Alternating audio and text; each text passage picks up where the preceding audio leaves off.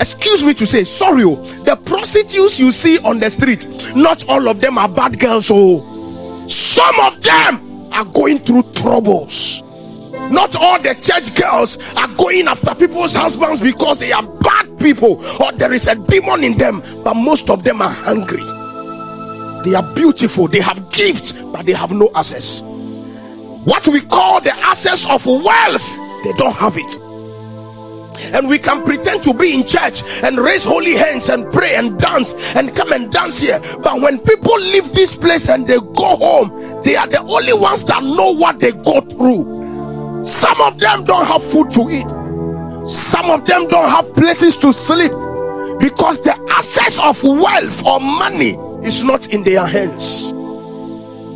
A time has come for the church to start focusing on that extra oil, the oil that bring that extra push, the oil that bring that extra dimension, the oil that bring that extra personality, that God will shine his light upon us, that wealth will locate his people. I came in the volumes of the book and by apostolic mandate to tell somebody, by this conference of extra oil, your life is about to switch for the better.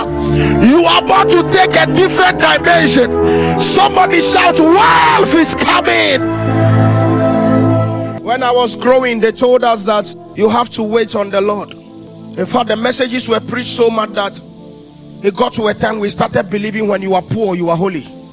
When you are poor and you are tattered and your shoes are giving up and you don't have any good clothes to wear, then you are a good man of God. That is how we were growing up until revelation started catching up with us and reality started catching up. When you have a good message but you don't have a platform, when you have a good message but people can look down on you because you don't have a car, when you have a good and powerful anointing but nobody is looking at you because you are not dressed well.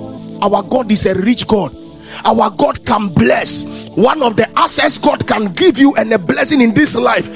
Imagine you are a very young lady coming up and you have your money. You are not, your decision to marry is not going to be based on taking care of home. You are going to marry for the purpose of which you were brought on earth, and you are going to marry exactly who you love. Brilliant students are left at home because they don't have money for good education, and the people that cannot read and write or don't have any future for this country, they have the money for the school. One of the things I want us to pray for tonight is not just extra